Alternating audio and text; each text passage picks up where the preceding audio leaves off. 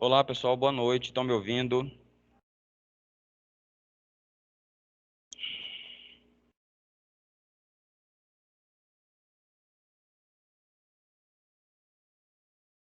Acho que não tem ninguém ainda conectado aqui.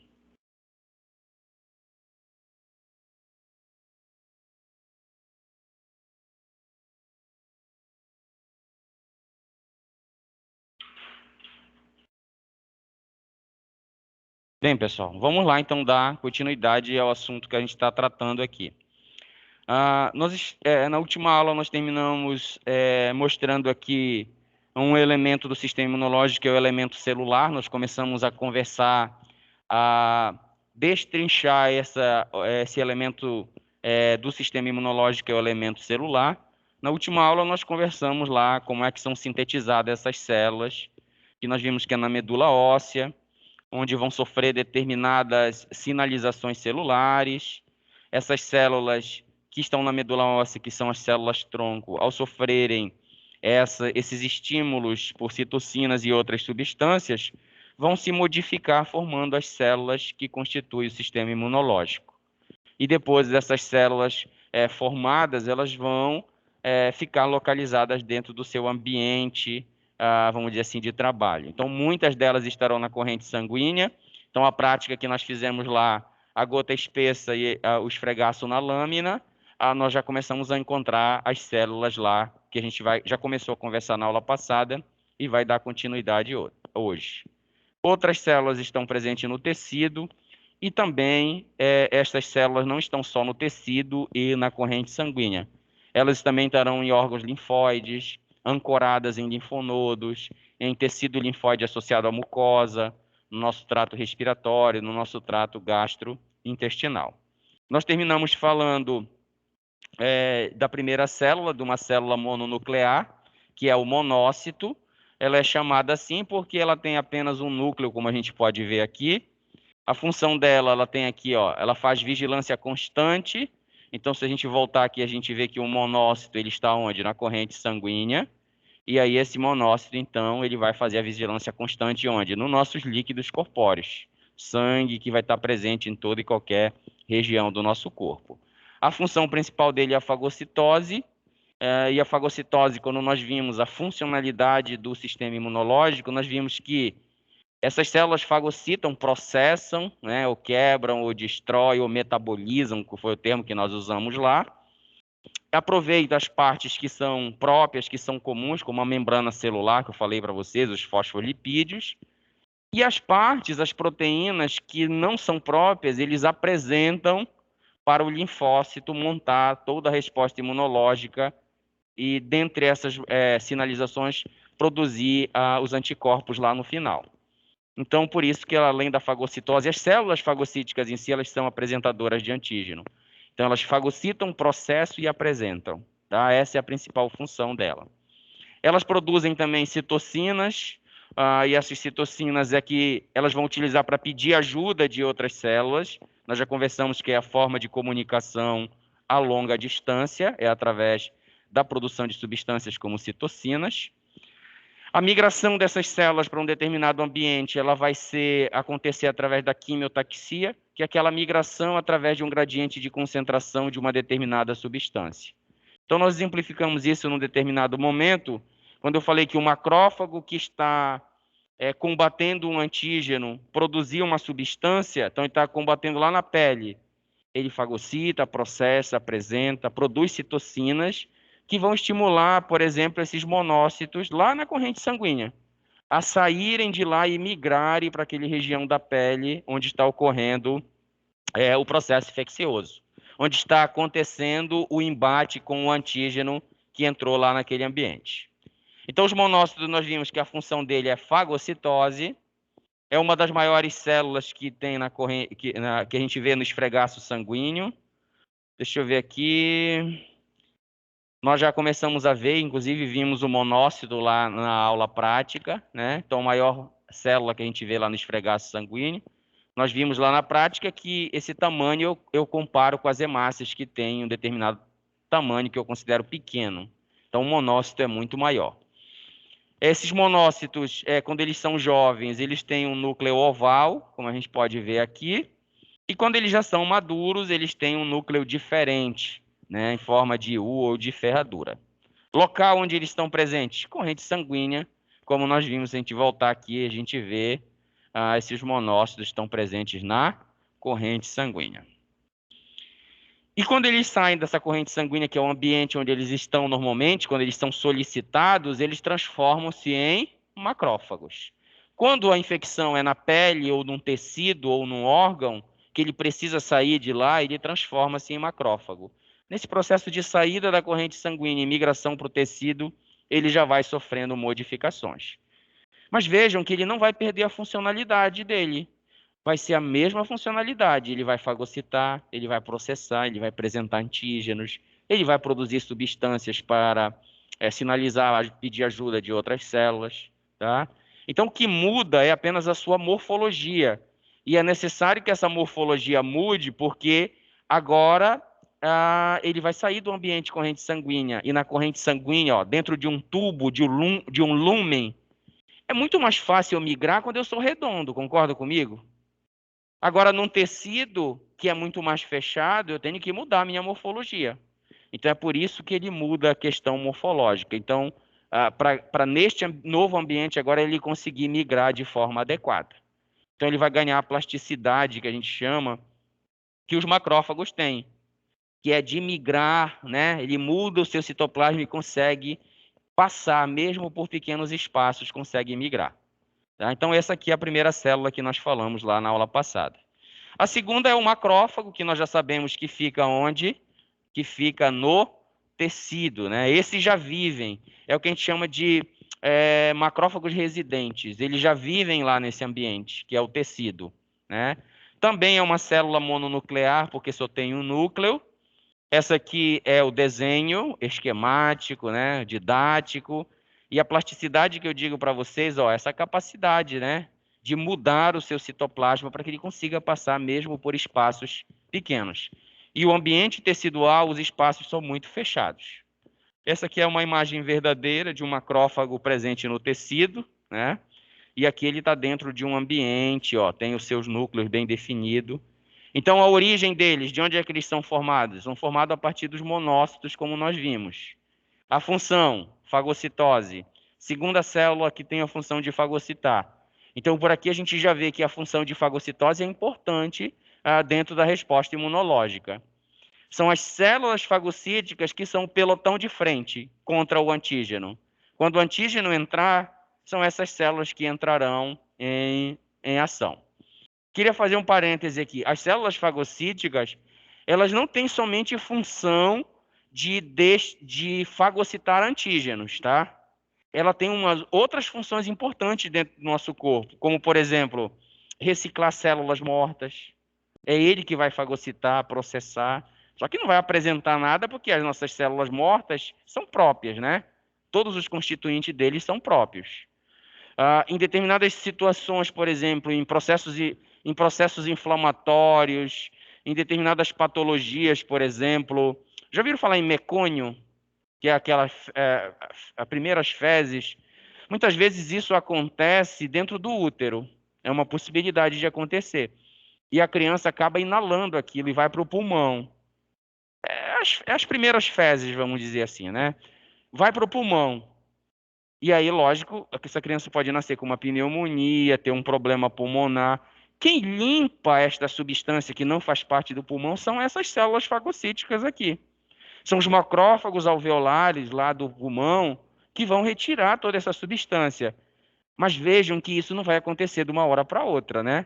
Nós estamos falando de uma célula que é muito pequena. Então, para retirar uma determinada quantidade, vai levar um tempo para que aquilo aconteça. Então, ele tem também essa funcionalidade de fazer essa limpeza, de retirar substâncias, de processar essas células que estão senescentes ou envelhecidas ou mortas, como as hemácias, por exemplo, tá? Então, só para fazer um parênteses, porque senão a gente vai pensar que essas células do sistema imunológico elas só vão fagocitar antígenos. Não, elas vão também ter esse papel preponderante dentro da limpeza, da manutenção, da funcionalidade do corpo humano também, tá? Então, a segunda célula fagocítica, a gente está falando o macrófago. Elas também apresentam antígeno, igualzinho o monócito que nós vimos, né? Elas apresentam lá por linfócito T, que nós ainda vamos conversar, e vamos ver como é que acontece essa apresentação de antígenos. É uma célula grande, né? E aí eu tenho que ter uma referência, como nós vimos lá. Núcleo esférico. Ambiente que ela está presente nos tecidos. E dependendo do tecido que ela estiver presente, ela vai receber uma denominação. Então, célula de Kupfer, macrófagos alveolares, como eu falei para você. Então, está lá no pulmão, macrófago alveolar. Está na pele, uma outra denominação. Está no fígado, uma outra denominação. Mas todos são macrófagos. É só para diferenciar o órgão e o local onde ele está presente. Não vai modificar nada. Ela vai manter sempre esta funcionalidade de fagocitose, processamento do antígeno e apresentação de antígeno. Quando esta substância for uma substância estranha, né? Quando for uma substância própria, que está sendo apenas reciclada, vamos dizer assim, não haverá essa apresentação de antígeno e nem montagem de resposta imunológica.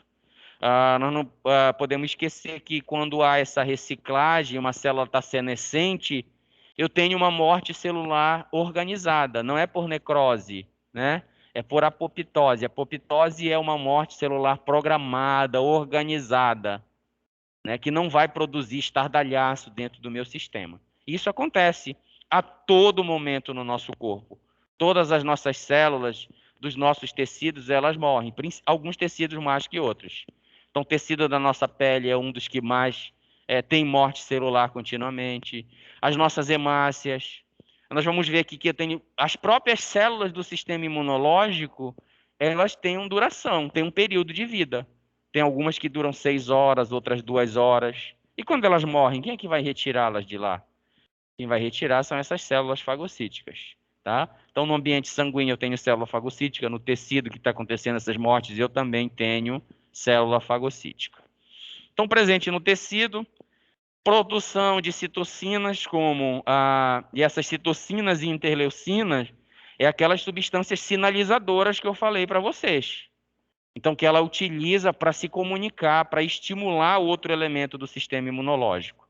Então, ele produz uma diversidade, eu trouxe algumas aqui para vocês. Interleucina 1, interleucina 6, TNF, interferon, proteínas do complemento, que é um outro elemento do sistema imunológico, é um elemento molecular. Então, essas proteínas que têm uma função imunológica, nós vamos ver quando chegarmos nesse assunto especificamente, elas já são produzidas aqui pelos macrófagos, tá? Então, vamos guardar essas substâncias que nós precisaremos um pouquinho aqui mais para frente para conversar sobre outras células. A terceira célula é o neutrófilo.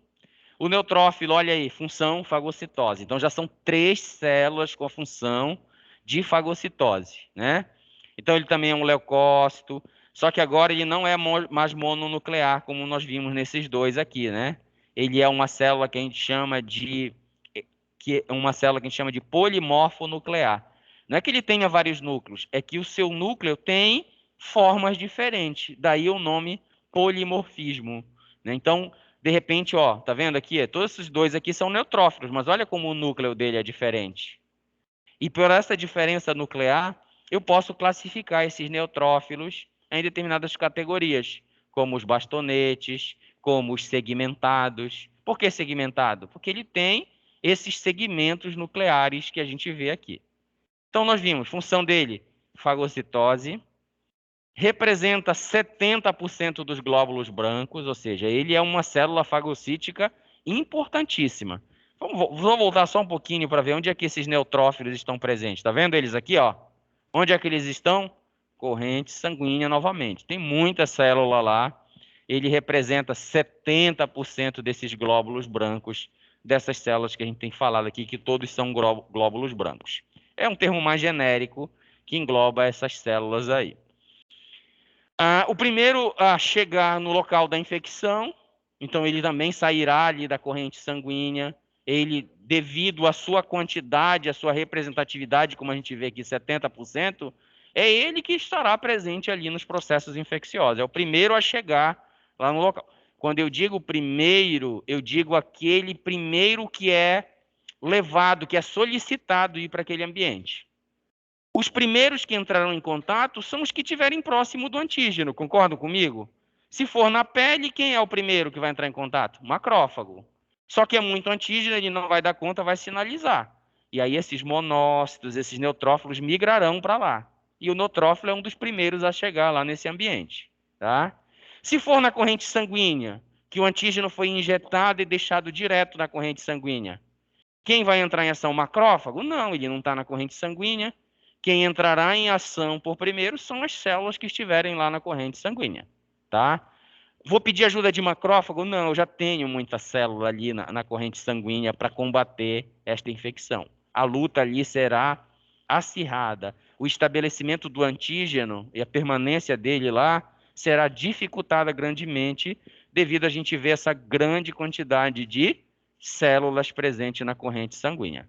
O que não significa que não vou ter infecções na corrente sanguínea. Eu tenho micro-organismos que conseguem sobreviver mesmo neste ambiente inóspito que é a corrente sanguínea.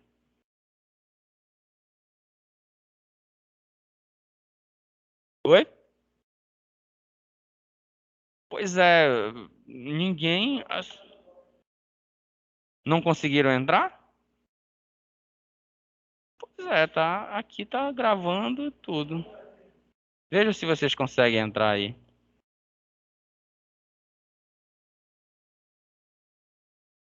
Ó, tá rolando aqui, 19 às 20h40.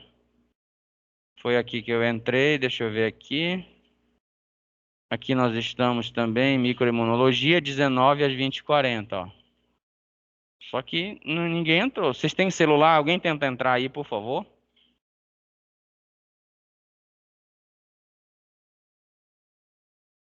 Tá na plataforma, né? A plataforma que vocês entram pela plataforma.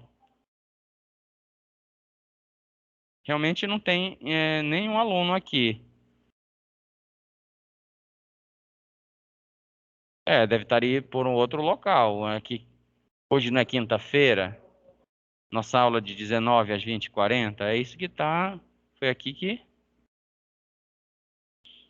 Eu até estranhei não ter ninguém também, porque a gente já começou um pouquinho avançado. Oi? Já tem uns 17 minutos.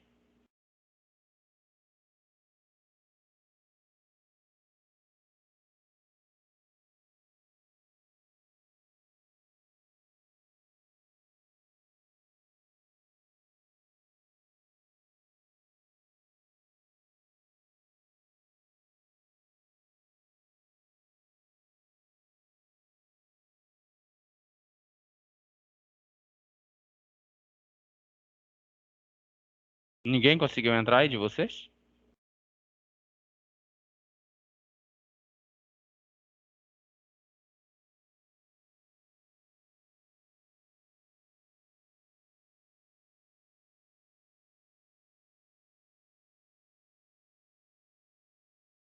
Porque aqui não aparece nenhum participante. Não conseguiram entrar?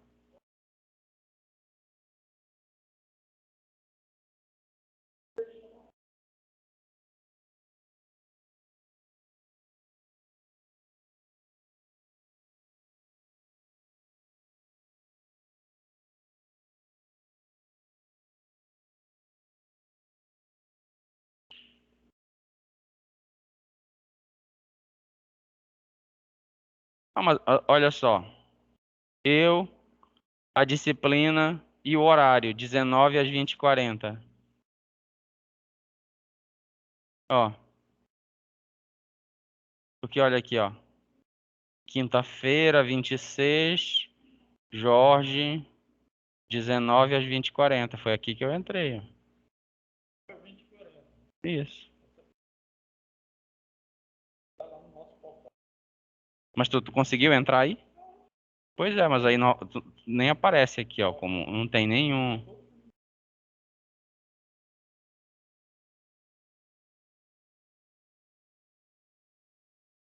Oi, estão me ouvindo? Pois é, não tem, agora que já está em andamento aqui, já está gravando.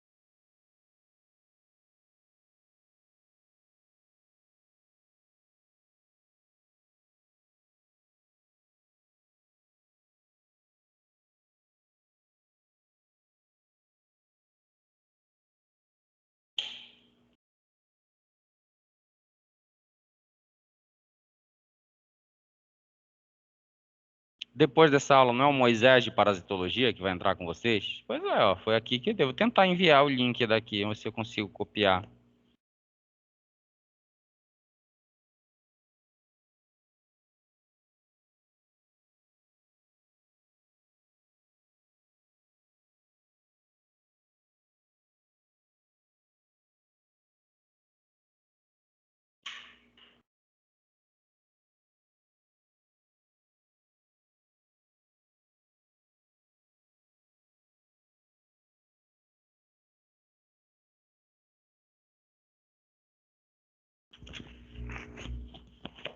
Tem um e-mail de alguém aí que possa me dar? Que aí eu passo o link pro e-mail e você joga pro grupo lá. Mas você vai ter como acessar o e-mail e pegar esse link?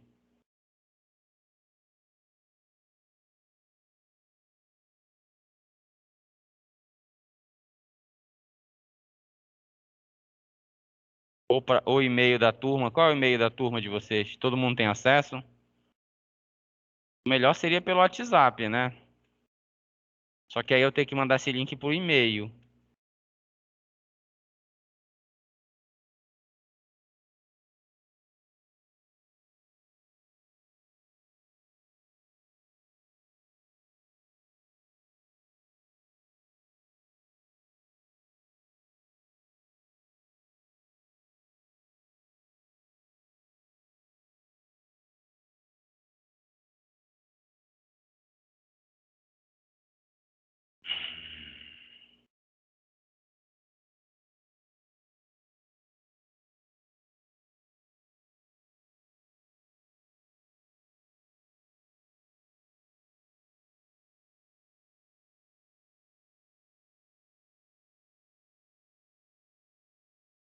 Alguém pode me dar o número do WhatsApp?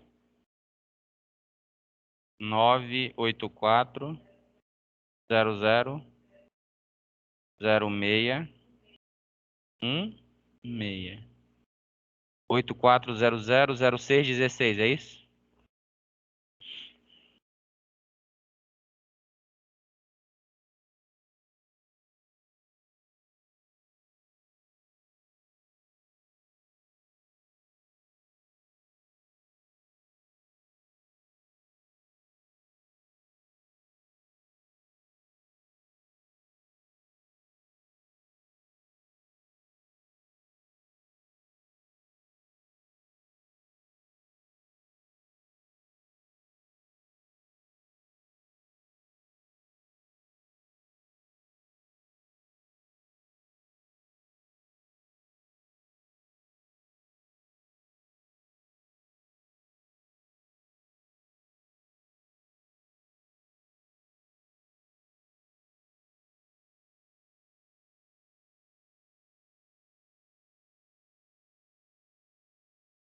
Ó, enviei para você o link e você envia para o grupo aí, tá?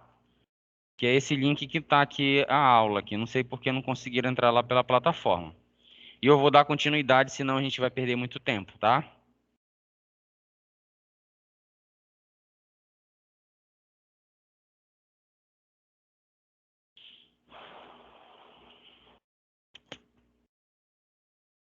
Bem, então vamos lá. Eu peço que já está gravando, não tem como eu interromper aqui para reiniciar a gravação, senão ficará dois arquivos. Na hora de verificar essa aula, assistir essa aula, pulem essa parte aqui, por favor. E nós vamos dar continuidade aqui. Então vamos lá. Está falando dos neutrófilos, né? Função dele fagocitose, representa 70% dos glóbulos brancos. É o primeiro a chegar no local de infecção. E esta célula do sistema imunológico, ela tem uma vida curta. Na corrente sanguínea, cerca de 6 horas. E quando elas passam para o tecido, 2 horas. Aquilo que eu falei para vocês, as células do nosso corpo, sejam de determinado tecido ou próprio do sistema imunológico, ele tem uma vida. E essa vida vai depender do ambiente onde ele se encontra. Então, este neutrófilo formado lá na medula óssea, que foi para o ambiente local dele, que é o sangue, ele tem 6 horas ali de vida. Depois disso, vai morrer, mas vai morrer organizadamente, tá? As células do nosso corpo, sejam elas do sistema imunológico ou do tecido, ela não pode correr de forma desorganizada, porque isso causará um distúrbio dentro do meu sistema, né? Lá para o tecido, quando ela for solicitada, ela vai migrar para lá, como nós vimos, é a primeira a chegar lá. E quando ela chega lá nesse tecido, ela vai cumprir a sua função, que é qual? Fagocitose, processamento, apresentação de antígeno. Mas em 2 horas é o tempo de vida dela lá nesse ambiente tecidual. Depois disso, ela morre. Onde é que a gente enxerga isso? A gente enxerga como, por exemplo, eu tenho um processo infeccioso na minha pele, o pus. O pus nada mais é do que o líquido ou a substância advindo deste embate entre sistema imunológico e antígeno. E essas células que migraram para lá, para esse ambiente, para combater, elas vão morrer.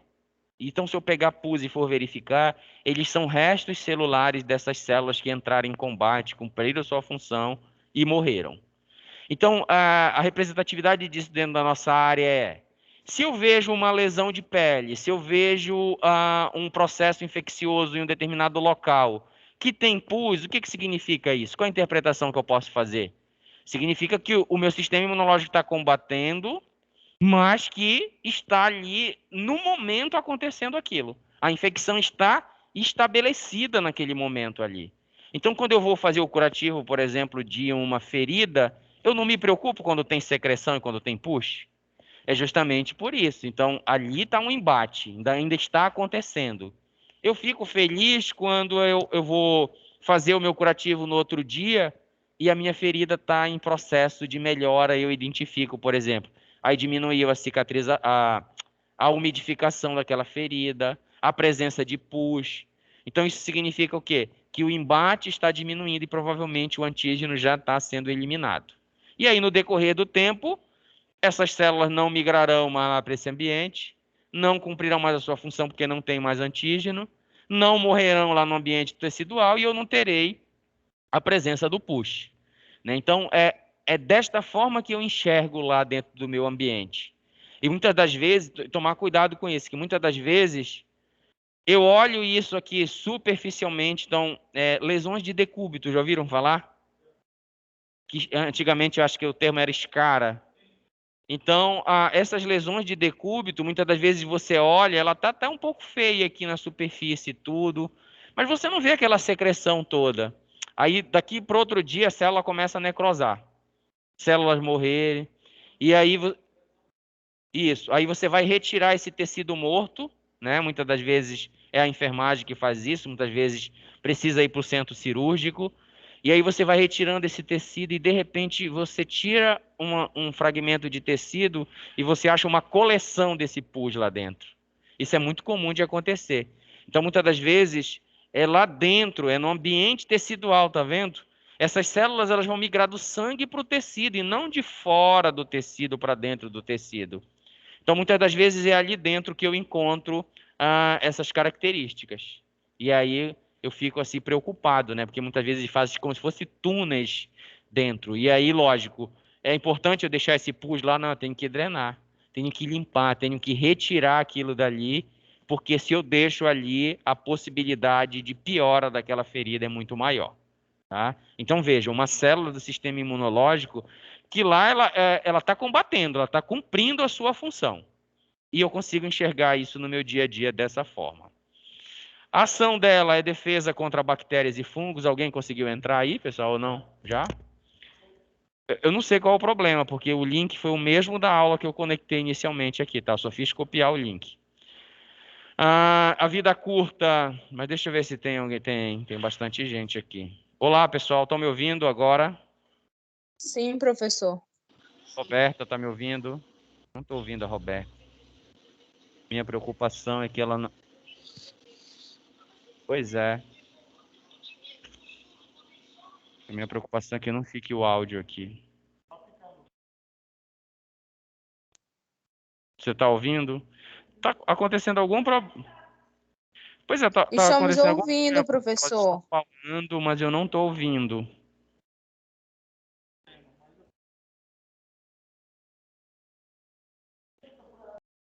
Vocês estão me ouvindo aí? Estão, né? Ok, então tá. Provavelmente aqui vai ficar Eu não estou ouvindo elas de volta, mas eu espero que elas estejam me ouvindo, né? Tá, ela está dizendo que sim aqui, tá? Provavelmente aconteceu algum probleminha aqui, mas é importante que vai ficar registrado aqui que vocês estão me ouvindo. Se tiverem perguntas, a gente verifica isso na próxima oportunidade. Vamos voltar aqui.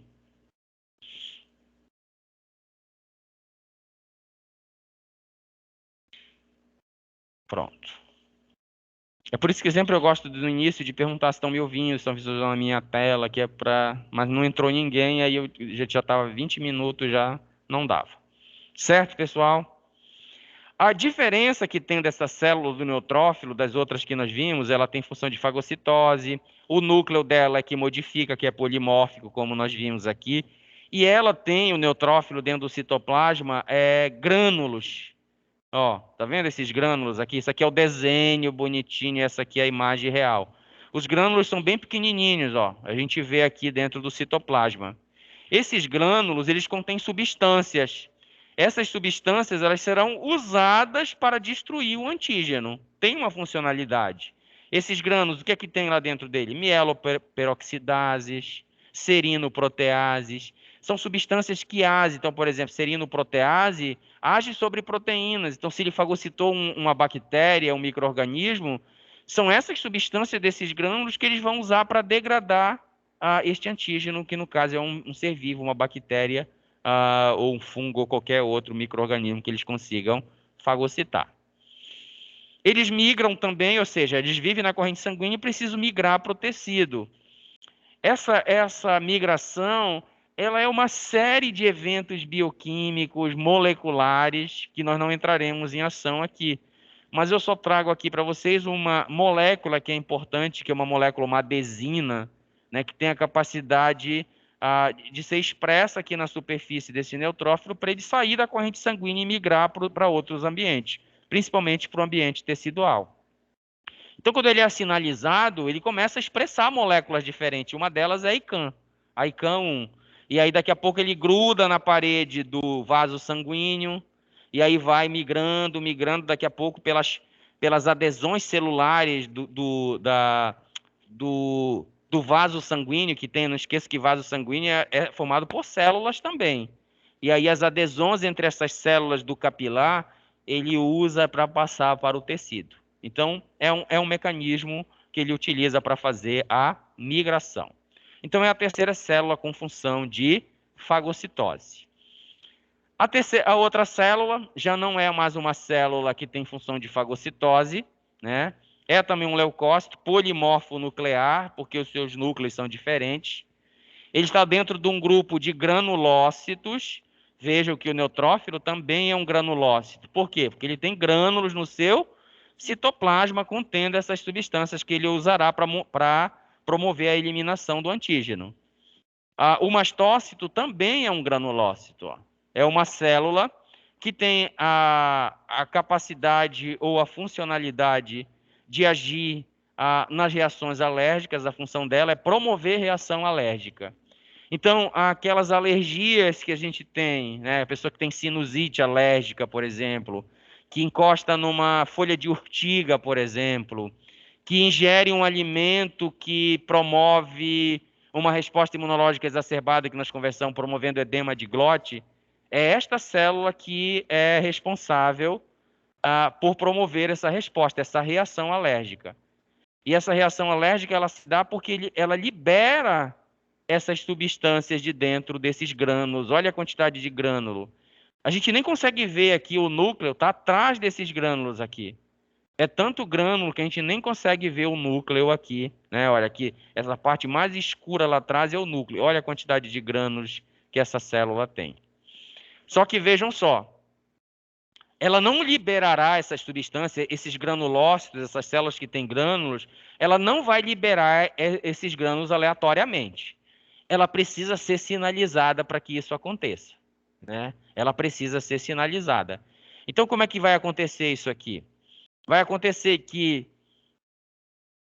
eu tenho que ter anticorpo, e é o anticorpo que vai sinalizar para essa célula liberar os seus grânulos. Então, é como se a alergia é como se fosse uma receita. Primeiro, eu já tenho que ter tido contato prévio com este antígeno. Se eu já tive contato prévio, ou seja, tenho ou não anticorpos contra aquele antígeno? Tenho. Então, lá no meu tecido, ó, ela está presente no tecido conjuntivo.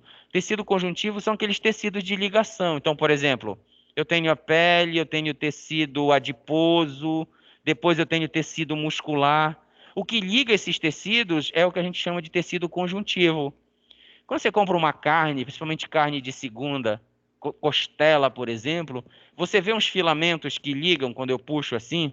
Isso seria o tecido conjuntivo, o tecido de preenchimento, de ligação de espaços.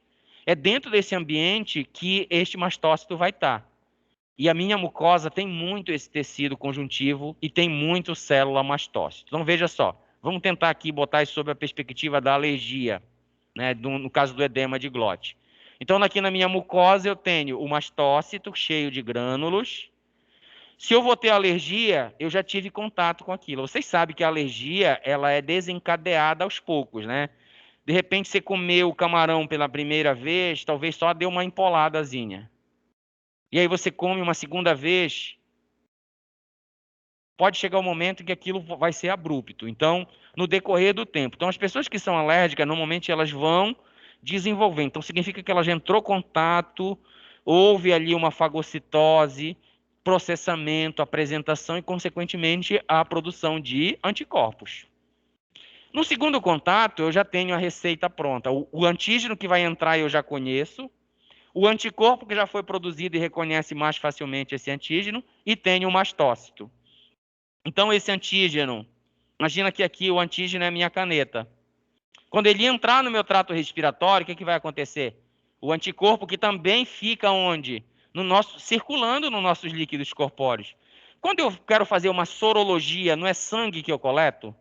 Para verificar se naquele líquido corpóreo tem um anticorpo contra um determinado antígeno. Então, os anticorpos produzidos, eles ficam nos nossos líquidos corpóreos, inclusive na nossa mucosa, que tem muco, né? Que é molhado, que tem muito líquido do nosso corpo presente nesse ambiente. Então, vamos lá acompanhar. Entrou o antígeno, eu já reconheço ele, porque eu já entrei em contato alguma vez com ele. Eu já tenho anticorpos e aí eu ligo nesse antígeno. E quando o anticorpo liga em antígeno, ele fica parado. Ele não fica mais circulando nos meus líquidos corpóreos. E quando ele fica parado, este mastócito tem um receptor que se encaixa justamente nessa porção que chama porção FC do anticorpo. E isto é a sinalização para ele liberar os grânulos.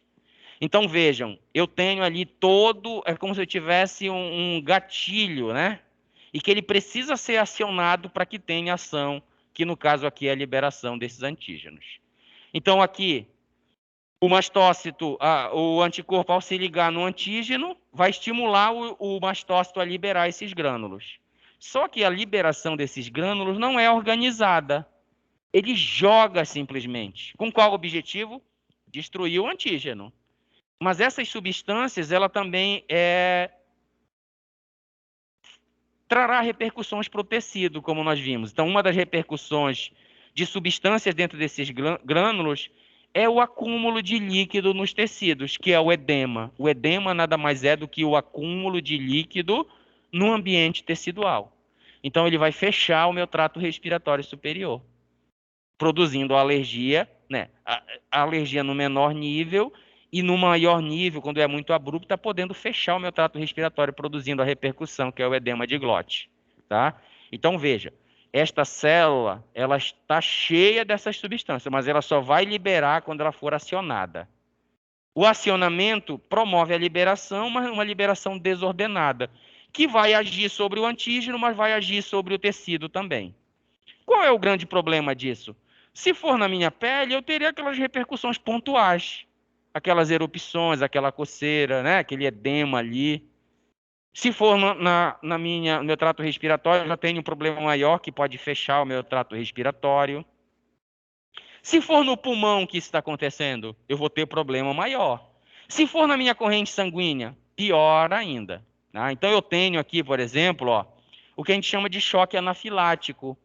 é quando esta repercussão ela vai acontecer a nível sistêmico, tá? Nós não podemos esquecer que eu estou falando aqui de uma célula, mas no verdadeiro, no real, é milhões de células, é milhões de mastócitos que estão presentes ali e agindo ao mesmo tempo. E essas substâncias, então, por exemplo, produzida no meu trato respiratório, ele vai cair no tecido ou não vai? Vai. Ele pode ser absorvido para a corrente sanguínea? Pode. Então, na corrente sanguínea, ele pode trazer uma repercussão sistêmica, que é o choque anafilático. Eu vou só voltar aqui para nós olharmos onde é que esta célula está presente. Olha só, precursores de mastócitos. Eu tenho precursores de mastócitos na corrente sanguínea? Tenho ou não? Tenho. Ó, ele está no tecido, que é um ambiente onde ele vive. Mas eu tenho precursores dele na corrente sanguínea? Tenho. Eu tenho um amigo dele, uma célula parecida com ele, que é um basófilo, ó, lá na corrente sanguínea. Então, se a liberação desses grânulos for um ambiente nobre, vamos dizer assim, eu posso ter uma repercussão maior, que é essa repercussão sistêmica que eu estou falando para vocês. Então, eu posso ter um choque anafilático produzido por esta resposta exacerbada e que agora eu vou ter ele de forma sistêmica. Então, ele pode ser pontual ou pode ser sistêmica, tá? E aí eu vou ter um grande problema aqui. Isso acontece? Acontece. Então vamos lá só recapitular aqui o mastócito. Função na reação alérgica, presente no tecido conjuntivo nós já falamos. Núcleo pequeno esférico aqui que está mascarado pelos grânulos. Os grânulos que estão em grande quantidade têm substâncias, ó, uma diversidade delas, dentre elas a histamina e a heparina. Coloquei esses dois aqui porque são substâncias que nós conhecemos mais. A histamina é uma das responsáveis por fazer esse acúmulo de líquido no tecido, promovendo o edema. Tanto que uma das intervenções que eu faço é um antihistamínico. Não é isso que a gente administra quando está com alergia? Eu compro um antihistamínico. Eu tomo uma medicação, eu tomo uma substância que vai se ligar nesta histamina e impedir com que ela ligue no tecido e promova o acúmulo de líquido e o edema, consequentemente. Entenderam? Então, veja só, um conhecimento imunológico que acontece dentro do nosso dia a dia de trabalho e que eu faço uma intervenção, que é a administração de uma medicação. Então, o antihistamínico, a função dele é essa. Olha, vamos lá bloquear, então, essa substância, porque se ela ficar lá, ela vai prejudicar o tecido, ela vai causar uma repercussão, no caso é o edema. A resposta é específica, especialmente pela IgE. Então, na minha mucosa, quando nós formos falar de anticorpo, nós vamos ver também onde esses anticorpos estão localizados. E eles estão nos nossos líquidos corpóreos, como eu falei. E lá na mucosa tem muita IgE. IgE e IgA. São duas imunoglobulinas, dois anticorpos, que são de ambiente de tecido de mucosa. É por isso que é ele, ó, a IgE, que ativa esse mastócito aqui quando ela se liga no antígeno. Do choque anafilático nós já falamos que quando esta resposta, essa repercussão é sistêmica, e muitas das vezes esse mastócito ele é morfologicamente confundido com essa próxima célula, que é o basófilo. Então aqui são 3 imagens só para mostrar para vocês o que é que acontece lá. Olha aí, ambiente de mucosa, local onde estão quem? Todos os ingredientes para uma resposta alérgica. Aqui no meu tecido vai estar a minha célula, que é o mastócito. Aqui na minha mucosa, no muco, vai estar presente a IgE. E no momento em que eu inalo um antígeno, o que vai acontecer? A IgE vai se ligar nesse antígeno, a ligação dele estimula o mastócito a liberar os seus grânulos, e esses grânulos acabam trazendo repercussões para onde? Para o tecido de toda essa região, né? Inchaço da língua, daqui a pouco, da própria glote, daqui a pouco eu tenho isso aqui fechado, por causa deste evento imunológico abrupto, potente, que aconteceu aqui nesta região. Em outras situações acontece, mas mais pontuais, né? Muitas das vezes, então, principalmente nesses tecidos moles, né? Que é a mucosa, que acontece muito. Então, é mais perceptível a expansão, o acúmulo de líquido, por exemplo.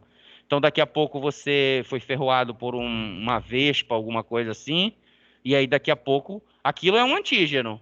E aí tem uma repercussão alérgica ali também promovendo. Então, são essas repercussões que a gente vê no tecido, que nada mais é do que a substância produzida pela célula imunológica induzindo este edema nessas regiões onde foi acometido.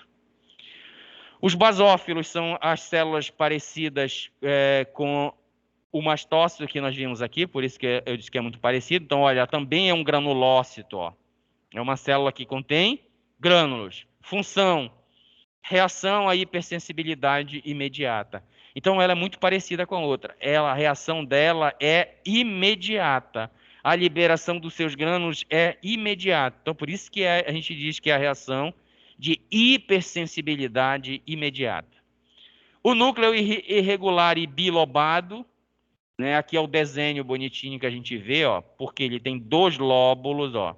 Ele tem uma ponte de ligação. Então, às vezes a gente olha na lâmina e parece que tem 2 núcleos. Não. Ele é apenas um núcleo, só que ele tem 2 lóbulos, como a gente pode ver, e aí tem uma ligação aqui, ó. Devido aos seus grânulos, como a gente pode ver aqui, esse núcleo bilobado ele está aqui por trás, ó, tá?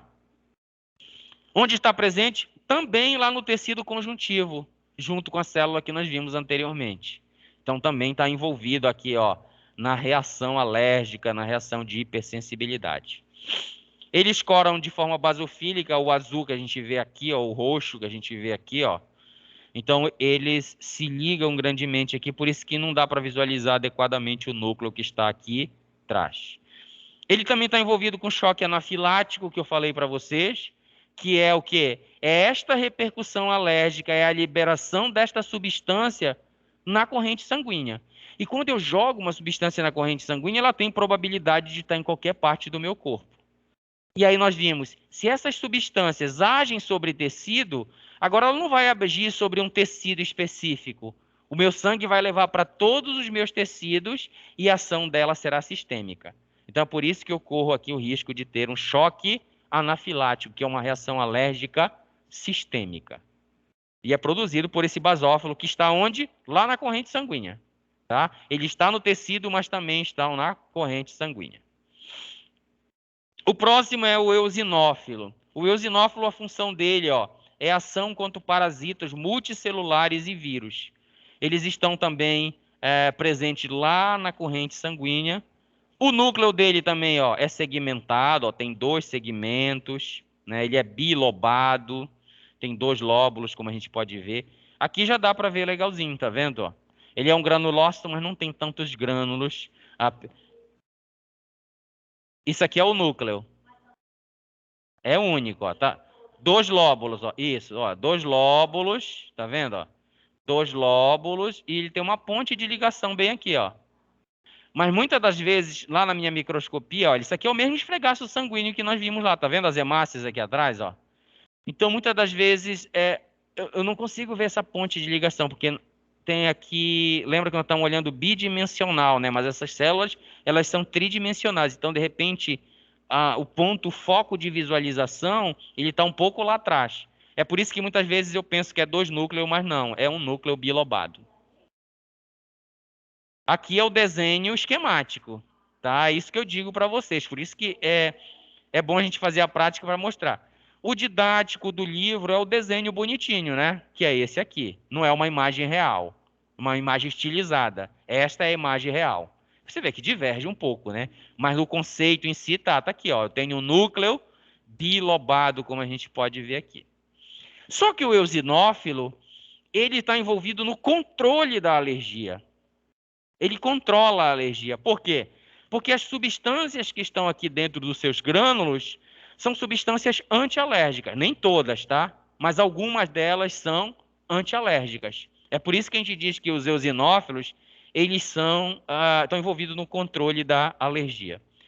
Um tempo atrás houve uma discussão, publicação de alguns artigos que, por exemplo, indivíduos parasitados por eumintos, por exemplo, tinham menor propensão de ter alergia. Por quê? Porque quem tem infecção por parasitos multicelulares aqui, os eumintos é um deles, uma larva de Ascaris lumbricoide, é um micro-organismo grande, né? Parece contraditório, mas eu não consigo visualizar a olho nu uma larva de ascari? Consigo. No microscópio, com facilidade, um ovo eu consigo visualizar desses eumintos. Então, esses parasitos multicelulares, eles são combatidos por esses eosinófilos. E é por isso que quem é parasitado tem não vou falar. Eosinófilo elevado. Não vou conseguir falar. Então, eu vou ver lá no hemograma o número dos meus eosinófilos aumentados. Quando eu vejo isso, eu suspeito que aquele indivíduo esteja parasitado por um micro-organismo multicelular. Pode ser um euminto, por exemplo. Por que que acontece? Por que que essas células estão aumentadas quando a pessoa está infectada por um euminto? Porque vocês hão de convir comigo que todas as células que nós falamos anteriormente, as células fagocíticas, elas são pequenas. Uma célula dessa, um macrófago, por exemplo, tem cerca de 20 micrômetros. E uma larva de euminto, ela tem centímetros. Tem como uma célula fagocitar esse micro-organismo? Não. Então, nenhuma das outras células que nós vimos tem, vamos dizer assim, competência para destruir e eliminar aquela larva, aquele parasito multicelular. E aí? Mas é um antígeno, é algo que não faz parte do meu sistema e ele precisa ser eliminado. Na verdade, as células que nós falamos, elas fazem tentativas. Os macrófagos, por exemplo, eles se fusionam. Eu sozinho, a minha mão sozinha não consegue englobar esse celular. Se eu me juntar com uma outra mão, eu consigo englobar? Consigo. Mas mesmo assim, às vezes a gente vê, por exemplo, quando a gente olha macrófagos com 3 núcleos. Nós vimos quantos núcleos tem um macrófago? Um núcleo. Às vezes eu vejo macrófagos com 3 núcleos. E o que é isso daí? É que eles se fusionaram. Eles se juntaram para tentar englobar algo que é maior, mas mesmo assim eles não conseguem. Porque é grande demais, e aí não tem como. Fagocitar significa englobar. Como é que ele vai englobar? Ele tem 20 micrômetros, ele vai englobar algo que tem centímetros. Não tem como. E aí? O que é que um macrófago faz? Nós já temos condições de responder isso. Quando ele não consegue realizar o trabalho dele sozinho, ele pede ajuda. Mas adianta ele pedir ajuda para as outras células que nós conversamos? Não adianta. Ele vai pedir ajuda dos monócitos da corrente sanguínea? Não vai adiantar, porque o monócito é fagocítico também, é pequeno, não vai conseguir fazer isso daqui. Então ele sinaliza para quem? Para eosinófilo.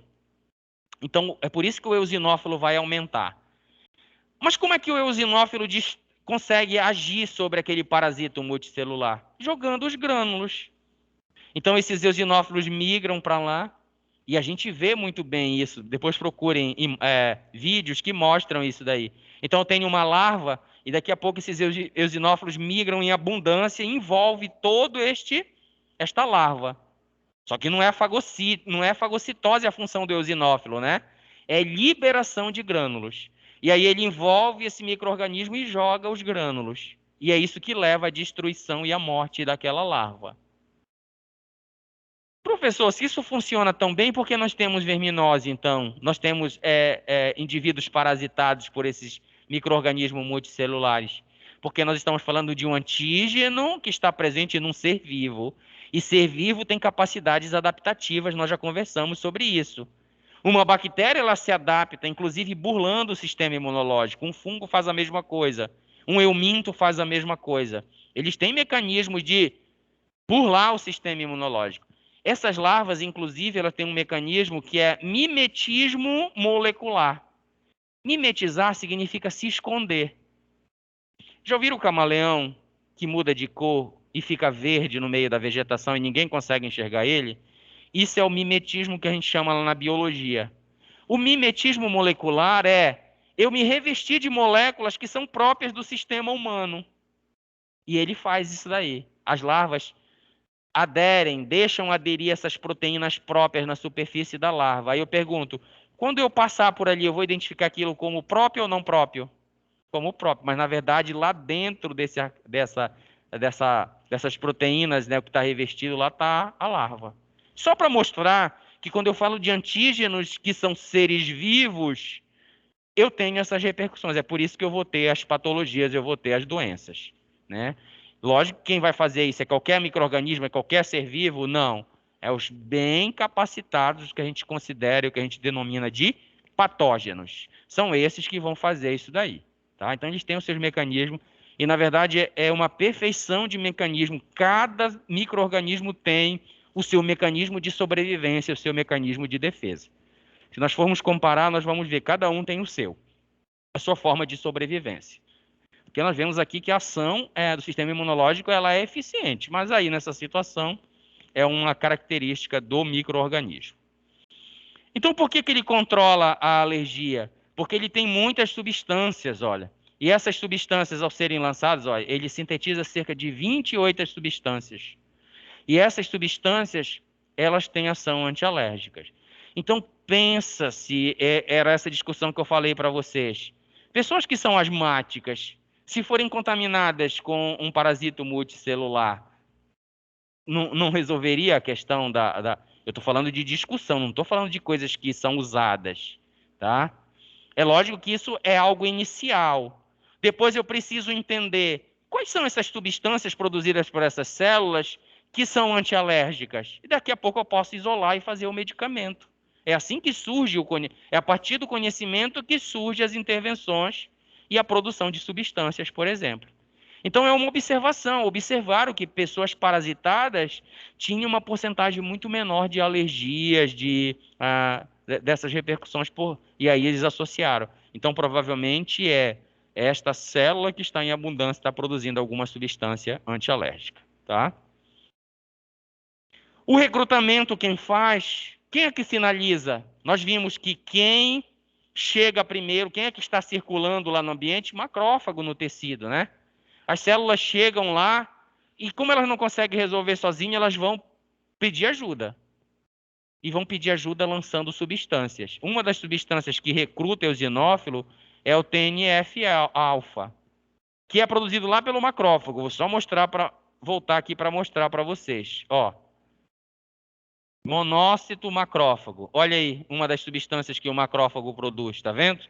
Então o macrófago vai chegar lá no euminto, não consegue fagocitar.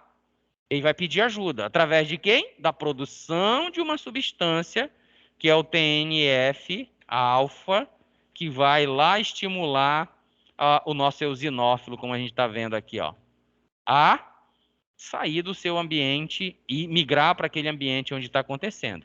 As eumintíases, por exemplo, que é um exemplo de parasito multicelular, ela vai acontecer onde? Lá a nível gastrointestinal, né? É ali no lúmen que as larvas ficam, muitas vezes invadindo o tecido. Muitas das vezes, algumas fazendo ciclo pulmonar. Então, esse eosinófilo ele vai estar nessa região aí. Onde tiver o antígeno, é para lá que ele será levado. Tá? Então, ele vive lá, mas ele migrará para esse ambiente especificamente. Certo? Nossa aula é até 8h40, não é isso? 8h40, é. A outra célula são os linfócitos. Né? Então, nós já falamos de células fagocíticas, nós já falamos de células que têm grânulos e que têm a sua funcionalidade bem específica. Agora, nós vamos falar do linfócito. O linfócito, ele faz uma vigilância específica. Os linfócitos, eles não têm funcionalidade de fagocitose, eles não vão... Quer dizer, algumas categorias têm grânulos, mas elas serão específicas também, nós vamos já ver. Então, os linfócitos eles fazem uma vigilância específica, através de mecanismos complexos e a produção de citocinas, porque não tem outra forma de se comunicar entre esses elementos que nós estamos conversando aqui, sem produzir substâncias. Né? Então, através de mecanismos complexos, eu manterei uma resposta, e dependendo do linfócito, eu cumprirei a minha função. Então, o linfócito tem algumas funções. O linfócito TCD4, orquestrar a resposta imunológica. Como é que eu orquestro? Sinalizando, produzindo citocinas. Outro grupo de linfócitos citotóxicos, que tem grânulos no citoplasma, por exemplo, a linfócito TCD8, linfócito natural killer, são linfócitos que têm grânulos. A função dele também é destruir, é liberar substâncias através de contato. Então, ele se liga, reconhece aquilo que é estranho e ele degranula. joga a substância e destrói. E no final de tudo, desta resposta linfocitária, dizendo assim, eu tenho que produzir o que a gente chama de linfócitos de memória. O que seria memória para vocês? Memória não é guardar uma informação? Memória não é armazenar algo? Isso seria memória. A memória no nível imunológico, ela é guardar. Guardar o quê? Células. Então, se numa resposta imunológica eu ativei linfócitos, após cessar esta resposta imunológica, eu guardo uma grande população dessas células. E elas ficam circulando no meu corpo. Então, isto é uma forma de memória. Uma outra forma de memória, por exemplo, tenho linfócitos B de memória. É também porque eu deixo uma população de linfócitos produzidas, e elas ficam circulando no meu corpo há muito tempo, mas eu tenho linfócitos que guardam anticorpos na superfície da sua célula. Fica ligada na membrana do linfócito B anticorpos, como se fosse uma antena, ó.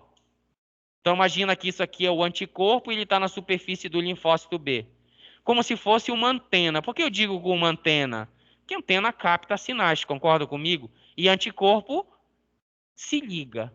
Então eu pergunto, se eu tenho um linfócito que tem uma memória, que é um anticorpo, lógico que esse anticorpo foi produzido por uma resposta, por um contato, por uma resposta imunológica.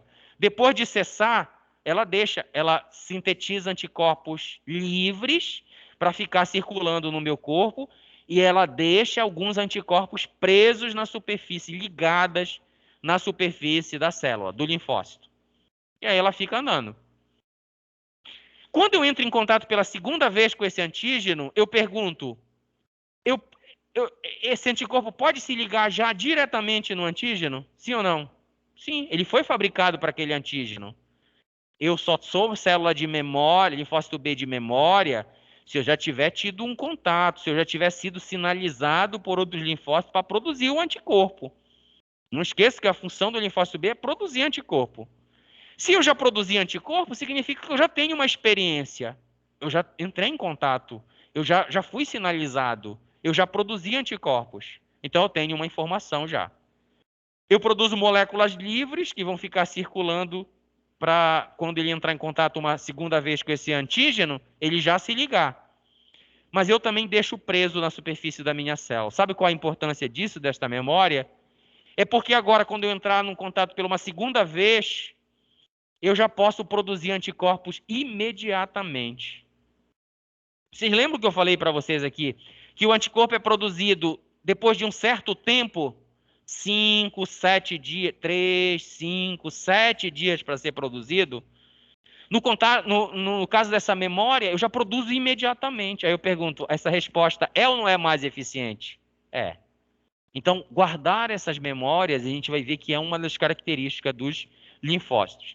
Seja guardando subpopulações de células, ou seja, no caso do linfócito B, guardando essa molécula reconhecedora de antígeno, que é o anticorpo, lá na sua superfície. Né? É bem engenhoso essa questão de guardar memória. É por isso que eu acho que em determinado momento eu falei aqui que uma resposta secundária ela é mais eficiente do que uma primária. Porque a primária, para produzir anticorpo, fagocitar, processar, apresentar para o linfócito TCD4. Esse linfócito TCD4 tem que produzir citocinas para estimular o linfócito B a produzir anticorpo. Por isso que leva tempo. Agora, numa resposta secundária, é muito mais rápido. Eu já aprendi. Então, antígenos que entram nos nossos sistemas, eles são reconhecidos secundariamente ou no segundo contato com uma grande facilidade. É por isso que eu tenho uma resposta mais eficiente. A questão das vacinas que a gente toma, tem algumas vacinas que é 2 doses, 3 doses. Por que eu faço isso? Eu faço isso para reforçar aquele estímulo e para produzir, para deixar esses elementos prontos. Muitas das vezes uma dose não é suficiente para produzir uma população de linfócitos de memória adequadamente. Uma dose, um estímulo, talvez não seja necessário, suficiente para produzir linfócitos B de memória. E aí, quando eu dou um segundo estímulo, o que significa uma segunda dose? Um segundo estímulo. Então, o meu sistema já aprendeu a reconhecer aquele antígeno já. E agora, como é que ele vai responder? Mais potentemente, eu digo, mais eficientemente. E talvez nessa segunda dose, né, isso serve para algumas vacinas, eu vou responder ela por um tempo adequado. Eu tenho vacinas, eu não sei se ainda funciona assim. A febre amarela, por exemplo, a gente tomava uma dose e depois de 10 anos que fazia um reforço. Ainda é assim? Agora é só uma dose, você não faz mais o reforço? Depois de 10 anos? A não ser quando viaja, eu acho que alguns países exigem isso, que você tome. Ou seja, quando você faz uma dose, no caso dessa vacina, o teu sistema imunológico responde eficientemente. É lógico que isto é feito através de quê? De estudos, né? Eu injetei um antígeno controladamente, depois eu vou verificar como é que o sistema imunológico de uma determinada população respondeu àquele estímulo. E aí eu vejo se tem populações de células de memória, se tem linfócitos B de memória, se tem anticorpos, né, em titulação ou em quantidade suficiente e manter essa quantidade por um tempo suficiente.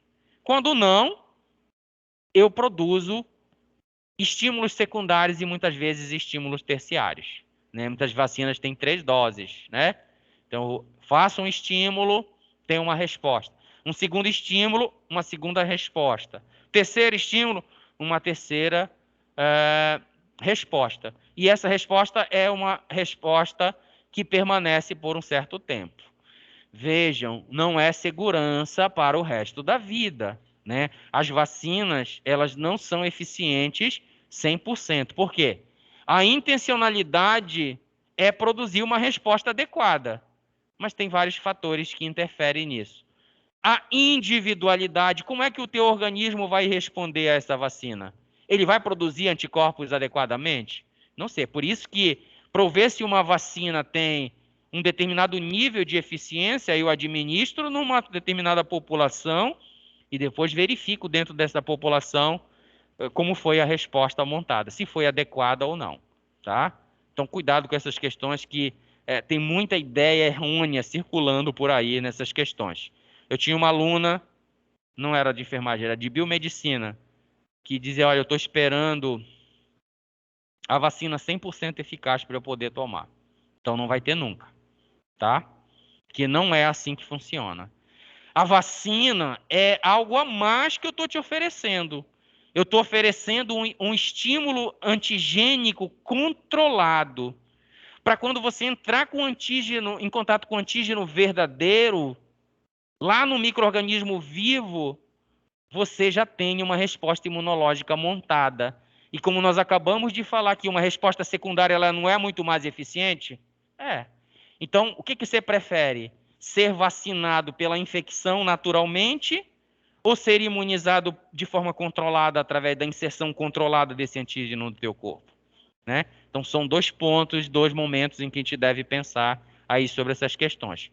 Mas não vamos nos focar aqui, porque a gente ainda tem uma parte dessa disciplina em que a gente fala de vacinas e a gente vai conversar melhor sobre isso. Tá? Então, os linfócitos, eles são essas células que aqui estão amplificadas, mas elas são células pequenas. Quando eu comparo, olha, eu amplifiquei bastante, olha as hemácias aqui, né? Elas são células pequenas, O núcleo toma conta de quase todo o citoplasma, Então, a função dela, imunidade específica, como eu falei. Por que específica? Porque cada população de linfócito vai ter uma funcionalidade. Então, função imunidade específica. Elas sofrem maturação lá no timo, que é um órgão linfóide. Nós vamos ver como é que elas aprendem a reconhecer, a cumprir a sua função, na verdade. É lá no timo. Então, ela sai da medula óssea imatura, e imaturidade celular significa que ela ainda não desenvolveu todos os seus elementos. E dentre esses elementos, moléculas de superfície, como a gente pode ver aqui. Se nós pudéssemos olhar a quantidade de moléculas que tem na superfície das células, nós ficaríamos abismados. É muita molécula. E é estas moléculas presentes na superfície das células que dão a identidade molecular para elas. Então, quando eu falo, por exemplo, que um linfócito é um linfócito TCD4, é porque ele tem um receptor TCD4 aqui. Primeiro, quando eu digo que uma célula é um linfócito, é porque ela tem que ter um receptor específico, ó, que é o TCR, ó. Que significa? Aqui, inclusive a biografia de vocês é de livros em inglês que foram traduzidos, tá? Então, vocês vão ver essa nomenclatura aqui, ó, TCR, que é receptor de célula T. Então, toda célula que tem esta morfologia peculiar, são pequenas, núcleo bem definido, que tem um receptor chamado TCR, ela é um linfócito T. Mas eu falei para vocês que tem subpopulações dessas células. Depende de que outros receptores elas tenham, ela vai ganhar uma funcionalidade. Veja só, um receptor na superfície dando funcionalidade à célula. Isto é muito importante, porque nós vimos que a comunicação das células imunológicas se dá de duas formas. Uma delas é contato, concorda comigo? E a outra a distância através da produção de citocinas. São esses receptores da superfície que se ligarão a moléculas de outras células. E através desse contato dessas moléculas que ele vai reconhecer se aquela célula é própria ou não. Calma que nós vamos entender como é que ele faz esse reconhecimento. Nesse momento, eu quero que vocês entendam que na verdade, para todas as outras células que nós vimos, tá? Ela tem uma identidade molecular na superfície. Então, quando eu digo que é um macrófago, é porque ele tem esse receptor. Quando eu digo que é um monócito, porque ele tem esse receptor. Aqui no caso do linfócito, ele vai ter o TCR. Então, para ser linfócito, independente se é T, se é B, ele vai ter o receptor chamado. Na verdade, o linfócito B tem o BCR, que é o receptor de célula B. Os linfócitos T terão o TCR, receptor de célula T. É a identidade primordial deles. A funcionalidade eles vão ganhar quando expressarem outros receptores. Então, olha só. Se um linfócito tem o TCR necessariamente e ganha um receptor chamado CD8, ele terá uma função citotóxica. Será uma célula que liberará grânulos para matar células. Se este linfócito ganhar mais um receptor chamado CD4, ele será um linfócito auxiliar, que é aquele que orquestra a resposta imunológica que eu falei para vocês. É para ele que a célula fagocítica vai apresentar o antígeno. E ele vai reconhecer com a ligação, e esta ligação, este contato, estimula ele, a produzir substâncias que vai estimular as células. Por isso que eu digo que ele orquestra a resposta. É ele que vai dizer para o linfócito B, produza anticorpos. É ele que vai dizer, produza subpopulações de linfócitos para ficar de memória. E é por isso que eu digo que o CD4 é o que orquestra. Então eu tenho o linfócito que mata as células, que é o citotóxico. Eu tenho os linfócitos que orquestram a resposta, que é o CD4. Eu tenho a natural killer, que é aquela que ganha um receptor NK. Ela também é muito similar à citotóxica. Ela mata, o nome já diz, né? Assassina. É uma célula assassina. Mas vai matar as minhas próprias células? Não. Vai matar a célula, vai matar uma célula infectada, por exemplo. Então, muitas células do meu tecido que são infectadas por vírus, por exemplo, elas são mortas por essas células chamadas natural killer. Como é que uma célula do meu próprio corpo, como é que o natural killer identifica que uma célula do meu corpo está infectada com o vírus? Ele entra na célula? Não, nós vimos aqui, e nós vamos falar em todo o curso aqui, que nenhum elemento do sistema imunológico entra em célula. É superfície. Então, uma célula infectada por um vírus, ela tem o que os autores chamam, por exemplo, que eles entendem como altruísmo. Elas preferem sinalizar e dizer que estão diferentes ou infectadas em detrimento das outras células do tecido. Então, lá no colo do útero, quando um HPV entra na célula, essa célula se modifica, apresenta um receptor diferente aqui na superfície, e a presença desse receptor na superfície é a sinalização que diz, eu estou infectada. E aí, quando o natural killer vem, se liga aqui, ó, reconhece que aquele receptor é o receptor, vamos dizer, de sinalização, e aí ele não conta a história, ele destrói aquela célula. Entendem por que o tecido é degradado numa resposta imunológica? Então, o colo do útero, então, HPV, nós bem sabemos que no decorrer do tempo, o que vai acontecer? Lesões no tecido do colo do útero. Quem é que promove isso? O próprio micro-organismo que está infectando e rompendo essas células, mas também a resposta imunológica que está entrando em ação. E se esse micro-organismo persiste por muito tempo, o que vai acontecer? Essa degradação tecidual vai ser gradativa. E se persistir muito tempo, essas células, inclusive, podem perder o seu controle replicativo, causando um câncer. Estão entendendo a importância disso aqui?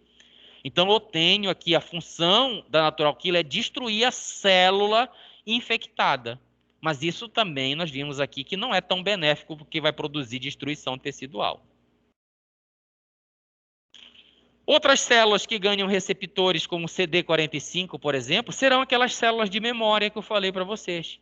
Então, elas ganharão. Então, o CD4 pode sinalizar, olha, linfócitos, transformem-se ou ganhem receptores CD45 e agora vocês ficarão aí como subpopulações de células de memória, né? Eu ainda tenho os linfócitos reguladores e regulação, eu já falei para vocês.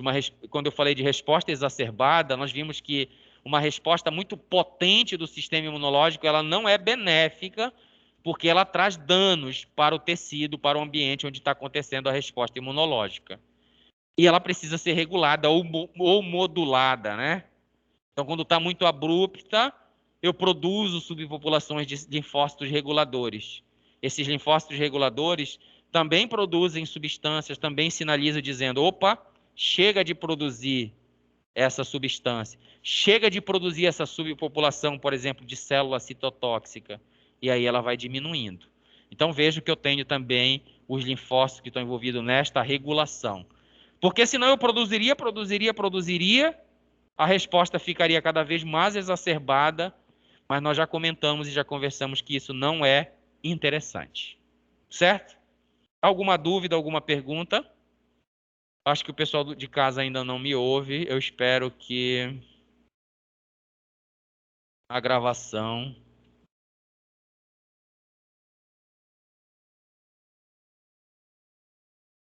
Então, eu agradeço a presença de vocês. Eu vou sair aqui para que o professor entre novamente para ver se o problema era o aplicativo. Eu também estava lhe ouvindo, professor. Tá? Eu acho que era problema meu. Vou só encerrar aqui a gravação.